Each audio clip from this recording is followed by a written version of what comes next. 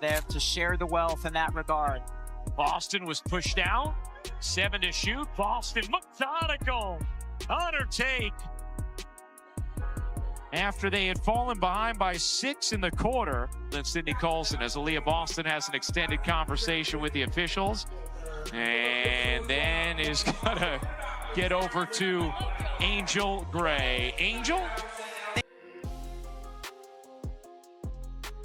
One shot, one decision, one whistle, and a season hanging by a thread. When Aliyah Boston stormed off that court, fists clenched, eyes burning, you knew this wasn't just a loss. It was a robbery in broad daylight. Kelsey Mitchell had just poured her soul into 24 points, running an offense she was never built to carry. No Caitlin Clark, no Sydney Coulson, no Erica McDonald, just a patchwork roster clawing back from 17 down against Dallas, only to watch it crumble. 7-0 Indiana run. They're within 2 and a foul. This time, Peckers does get the call. I thought this might have been an offensive foul. Howard for the finish. Indiana's considering challenging this call, but they will not, as Peckers gets free. We'll break open Aliyah's chilling post-game words, short, brutal, and cutting to the core. But first, smash the like button. If you've ever screamed at your screen over a bad call, trust me, this story's for you. Imagine your entire offense vanishing overnight. For Indiana, it wasn't a nightmare, it was reality. Just days before facing Dallas, disaster struck in Phoenix. Sydney Coulson's knee buckled mid-drive, a torn ACL silencing her season in an instant. Before the shot could settle, Erica McDonald's foot fractured on a routine cut, leaving her writhing in pain. 2 floor generals erased in 48 hours. And been from you guys, the players, the coaches, to losing Sid and Ari. Yeah, I mean, first and foremost, just brokenhearted for them. They're 2 really good people that you hate to see this happen to. They've been an integral part of what we've been doing, and so hate it for them. Unfortunately, it's part of the deal, and we've got to roll with it. And we've got players in that locker room who believe in one another. Players in that locker room who are as competitive as all get out. We've got versatility, and it's going to have to be on full display. So I think now it's about playing to honor them, right, and playing for them. With Caitlin Clark already sidelined since July with a lingering groin injury, that's Indiana's top 3 playmakers gone. No one to orchestrate sets. No one to slice through full court pressure. The front office scrambled, signing veteran Odyssey Sims on a hardship contract. She arrived with just one walkthrough to learn the playbook. Her debut was pure survival mode. 13 minutes, 0 points, 2 assists, her passes hovering a half beat too slow as teammates cut the wrong way. The huddles felt fractured, communication strained. Behind closed doors, whispers swirled about Clark's rehab, some insisting she was weeks ahead of schedule, though team officials stayed quiet. Excited. I mean, I know that Indiana is a great organization, and just to be a part of it and just to be here with the great players that I'm going to be playing with, I mean, this is a great opportunity. I'm just happy to be here. What's the most important thing for you in a situation like this to just get acclimated, just to kind of get your feet under you and feel your way around the new spot here? I mean, it's not my first time just coming to a new team and coming in and just being me. The biggest thing is just doing what I do best. Playing defense, playing hard, doing whatever the team needs. Obviously, I know they've been down with the injuries. Prayers up for Sid and Ari. Love them both. But like I said, I'm excited to be here, and I'm not going to do too much. But whatever coach tells me to do is what I'm going to do and have fun and enjoy my teammate. But in that Dallas arena, Indiana wasn't just shorthanded. They were drowning in chaos, begging for a lifeline as turnovers piled up like wreckage. Every possession felt like climbing a mountain in quicksand. Exhausting, messy, and utterly desperate. Kelsey Mitchell isn't a point guard. She's a human flamethrower, built to torch nets, not dissect offenses. Yet there she was, trapped at the top of the key, double-teamed before half court. Her lungs burning as she fought for every inch. It's never fun to lose. I thought we got a pretty good look out of it. But again, I think, we shouldn't have been in that position to begin with. The 17 turnovers got us there. We shouldn't have even been there. But I thought, Kelsey got a look at it. It's unfortunate, but yeah, on to the next. Dallas knew she was alone. They hounded her with traps, shoved her off screens, and physically dared anyone else to beat them. By the fourth quarter, the toll was visible, gasps for air between plays, hands tugging her jersey, weary glances toward the bench begging for relief. Chelsea obviously can play make, as she showed in the last game, but it's not like her most natural way of playing, I would say. Do you have to tell her to focus on that? Does she just kind of know that as the primary ball handler in these games, she'll do it? How does that kind of process work when it's not a true point guard at the one? Yeah, I mean, I want her to just do what she's been doing. You know, she's been excellent all year long. She's been efficient all year long. Her decision-making has been on point all year long. Her stat line, 24 points for threes, 6 rebounds, glitter like fool's gold. The real cost in the shadows, forced passes picked off in traffic, rush shots as the shot clock died, defensive closeouts a step slow as fatigue set in. Post-game, Mitchell avoided cameras and microphones, slipping into the tunnel while teammates faced questions. Sources close to the locker room describe her as emotionally spent, her usual fiery demeanor reduced to hollow silence. Asking a scorer to become a quarterback overnight? It's like handing a sniper a shovel and ordering her to dig a trench. The weight bent her, but never broke her. Even drained, she dragged Indiana back from oblivion shot by shot. Every single playoff game will be on our networks. As Mitchell finally gets a look, her first points of the second half. Curlin doesn't get the whistle. Indiana with numbers the other way. Mitchell in the corner. Connect. Big game from Aisha Hines-Allen off the bench.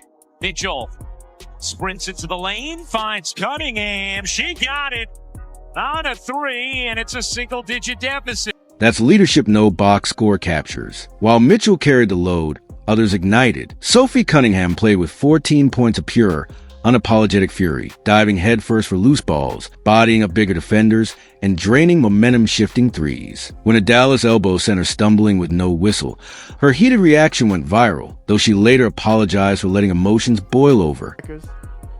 Putting her hands on Sophie to shove her up. You see Sophie's hand in the air.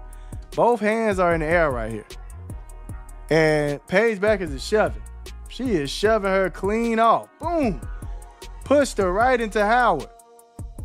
Pushed her into Howard. Now she's wide open and waiting for a pass like she just didn't do anything. Like she just didn't do anything. Wide open down here. Look at her. And then all of a sudden you get the whistle. And look at the ref. You see the ref? You see the ref right here. Calling the foul. And guess who the foul was on?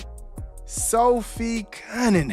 Then came Chloe Bibby, the silent assassin, 11 points in just 12 minutes, including a cold-blooded 3 that snapped Dallas's fourth-quarter surge and forced a timeout. Her efficiency screamed louder than any celebration.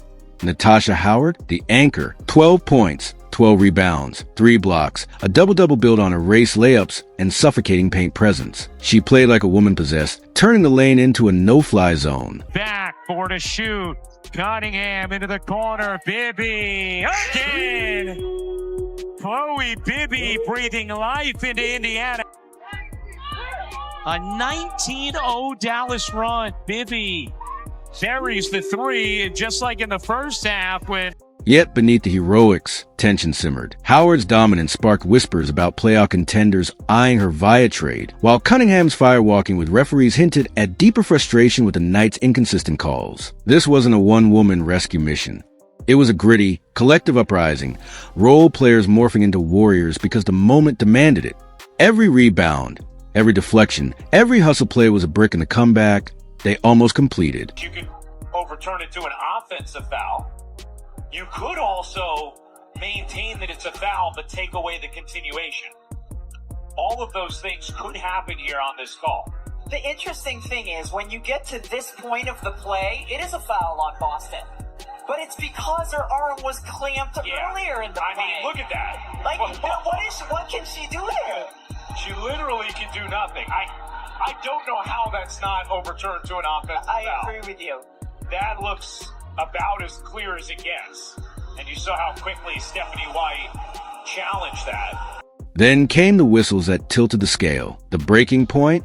Aliyah Boston battling for position under the rim, her arm visibly pinned down by a Dallas defender. Instead of holding foul, officials called Boston for the infraction. Broadcast analyst Rebecca Lobo erupted. That's an offensive foul. How is this not overturned? The review upheld the call, leaving Boston stunned, and the crowd roaring in disbelief. Minutes later, Sophie Cunningham was slapped with flagrant foul for a closeout on Paige Buchers, a call upgraded after replay despite Buchers appearing to initiate contact. We have no illegal conduct by Euro, so the call will stand as confirmed. This will be also. Indiana will lose their challenge as well as their timeout. One shot for Euro. Thank you. That's stunning to me. I mean, Aliyah Boston, look at her. Lee puts her one hand down and then pins Boston down with her other arm. I gotta say, Rebecca, I'm sure we'll get an explanation from Sue Blau at some point soon. The cruel irony? Moments after that, Kelsey Mitchell absorbed near-identical contact on a jumper and heard only silence from the officials. Post-game, Coach Stephanie White's voice shook with fury. Kelsey's held every possession. Aliyah is the worst officiated post player in this league. It's a double standard. Her words weren't just heat-of-the-moment rage. They echoed years of fan frustrations bubbling over. Were the fever victims of unconscious bias? Or simply collateral damage in a night of inconsistent officiating? When crucial calls swing games, questions linger long after the final buzzer, especially when effort and sacrifice crash headfirst into controversy. It was a physical game, you know. I think there's a double standard in how people get their calls.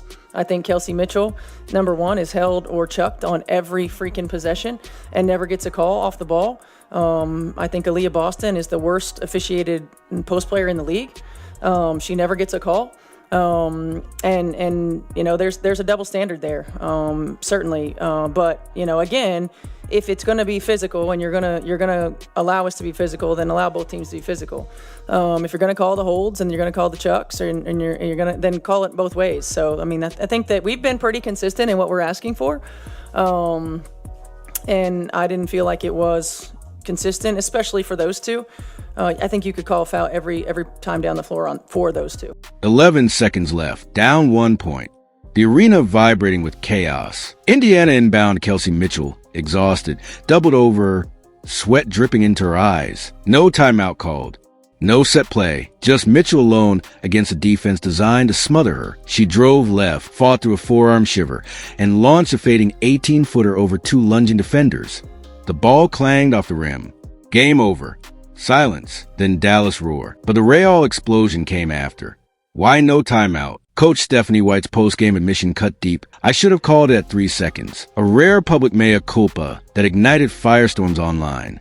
Why force Mitchell, legs wobbling, gasping for air after 38 minutes of carrying the offense, to create magic on fumes? Why not design a play for Sophie Cunningham, ice cold from deep, or Aliyah Boston, battling the paint? Rumors swirl from locker room whispers. Players reportedly question the decision, frustrated by the lack of structure when one shot meant everything. The final sequence replayed in brutal slow motion. Mitchell's drive, the contest, the miss, burying Indiana under a mountain of what-ifs. What if White burned that last time out earlier? What if Mitchell kicked to Bibby, wide open in the corner? What if Boston set a decoy screen to free Cunningham? Yet, pinning this loss solely on one shot ignores the bleeding that led here. 17 turnovers, careless passes, stripped dribbles, forced entries into traffic. 27 points handed to Dallas off those mistakes. That's over a quarter of the Wings' offense gifted by self-inflicted wounds. Every errant pass was a cut. Every defensive lapse was a cut. Every squandered transition chance was a cut. By the final possession, Indiana wasn't just down, they were hemorrhaging. The collapse was systemic. Earlier, with 1:30 left, Mitchell had sliced through the lane for a scoop layup to pull within one. Momentum screamed Indiana's name. Then came a defensive stop, a rebound, and another turnover. Dallas scored off it. A microcosm of the night. Fight back, trip, fall. The Fever's margin for error had vanished weeks ago with every point guard injury. Now, without a true facilitator, every possession became a high-wire act. White's timeout hesitation wasn't random. Calling it would have let Dallas set their defense, a half-court nightmare for a team lacking playmakers. Letting Mitchell run avoided that trap, but asked her to be superhuman. In hindsight, the choice felt like picking poison, slow death by said defense versus a Hail Mary from a drained superstar. The silence in the tunnel post-game said it all. Mitchell stared blankly at the floor. Boston paced, jaw clenched. Cunningham's earlier fire now reduced to hollow stares. This wasn't just a loss. It was a brutal lesson in how thin the line is between resilience and ruin, how 17 turnovers and one contested jumper could vaporize a comeback forged through sheer will. The final box score lied. It showed an 81-80 thriller. What it hid was the anatomy of a collapse. 1,000 cuts, one untaken timeout, and a team left wondering what could have been if just one detail had changed. The buzzer sounded. The arena lights glared, and in that heartbeat of silence, the dam holding back Indiana's fury shattered. Sophie Cunningham, still fuming from a night of brutal no-calls, stomped toward the tunnel, ripping her headband off. Nearby, Caitlin Clark, suited but sidelined, stood stone-faced before unleashing slow, sarcastic claps directly at referee Amy Bonner. Aliyah Boston didn't scream. She didn't gesture. She just stared at the scoreboard, lips tight, before muttering 4 words that would echo for days. We need better focus. Was it a critique of coaching? A self-reproach? Or a grenade toss at the league itself? The unraveling. In the locker room, emotions boiled. Cunningham, whose fourth-quarter explosion at officials went viral, faced cameras with red-rimmed eyes. I let my passion get the best of me, she admitted. I apologize for that language, but not for fighting. Her raw honesty resonated. Teammates nodded. Mitchell sat silently in the corner, ice pack strapped to both knees, answering questions with single syllables. Coach Stephanie White's voice trembled as she dissected the officiating. Kelsey gets held every possession. Aliyah gets mauled. It's a double standard. For a coach known for measured analysis, this was a detonation. The standings delivered a cold slap, 6th place. Not catastrophic, but treacherous. With just 7 games left, Indiana now clung to playoff positioning by a thread. Above them, Chicago and New York lurked with softer schedules. Below, Atlanta and Los Angeles circled like sharks, sensing vulnerability. The math was brutal. Drop one more winnable game, like Dallas, and they'd tumble into the play-in tournament gauntlet. Knife fight didn't capture it. This was a back-alley brawl with the season on the line. White's crossroads. Online, armchair coaches demanded White's firing. Timeout malpractice trended on Fever Twitter. Yet behind closed doors, a different story emerged. Front office insiders stress her impossible hand. Asterisk, she lost 3 point guards in 3 weeks. She's coaching G-Leaguers and emergency signings. Asterisk players privately praise her adaptability, shifting Mitchell to point guard, designing quick hitters for Bibby, squeezing 25 fourth-quarter points from a skeleton crew. But in pro sports, grace periods vanish with playoff hopes. White knew it. Her post-game presser felt like a eulogy for control. We fix the turnovers. We win. It's that simple, and it's on me. The petition heard, round the league. Then came the fan revolt. Overnight, a change.org petition title, Investigate WNBA Officiating Bias Against Indiana, exploded. 15,000 signatures in 12 hours. Comments seethed, Boston gets mugged nightly. Mitchell deserves MVP and actual foul calls. Even rival fans chimed in, sharing clips of similar no-calls league-wide. The Fever social media team stayed silent, but liked every tweet tagging the WNBA's official account. This wasn't frustration. It was a movement. Clark's looming shadow. Amid the chaos, one question burned. Where's Caitlin? Clark rehabbed off court. Her groin injury timeline still vague. But sources hinted at acceleration. She's shooting lightly. Agility drills started. Don't rule out a week 6 return. Her presence on the bench, staring daggers at refs, whispering to Boston, fueled speculation. Could she salvage this, or would her return be too late? The team's chemistry hung in limbo. Mitchell's heroic burden lessens when Clark returns, but who runs the offense? Who takes the last shot? The unspoken tension thickened. The bigger fight. This loss exposed more than shaky execution. It ripped open festering wounds about respect, consistency, and visibility.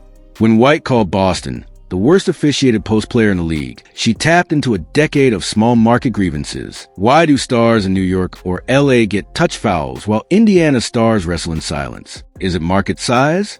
Narrative bias? The Dallas broadcast-owned analyst, Rebecca Lobo, agreed live. Boston was fouled. Period. When even opponents see it, the league's silence grows deafening. Playoff prophecy. The path ahead is landmines. A back-to-back against number 1 seed Las Vegas. A revenge game versus Dallas. A finale versus surging Phoenix. Win 4 and playoffs are likely. Lose 3 and it's play-in purgatory. Mitchell's fatigue is palpable. Boston frustration simmers. If the officiating doesn't adjust every drive, every post-up becomes a gamble with their season. The Fever's choice. As the team boarded the flight home, the choice crystallized, crumbled under the weight of what-ifs or weaponize a rage. Cunningham's fire. Mitchell's silence. Boston's steely glare. They're not weaknesses. They're fuel. The playoffs aren't won by the healthiest teams. They're won by the hungriest. And Indiana? They're starving. So where does Indiana go from here? Aliyah's fury. Kelsey's exhaustion. White's regret. All colliding as Clark's return looms. Rumored in weeks, not months. This loss exposed everything. The heart of a team fighting without its stars. The cracks in a system that let refs decide a season, and the brutal cost of one hesitation. Was it stolen? Or did Indiana blink? Comment your verdict below. Coaching failure? Refs gone wild? Or pure bad luck? Subscribe and hit that bell. We're diving deeper into Clark's comeback, the officiating firestorm, and why this Fever squad might just be the league's unkillable underdog. See you in the next one.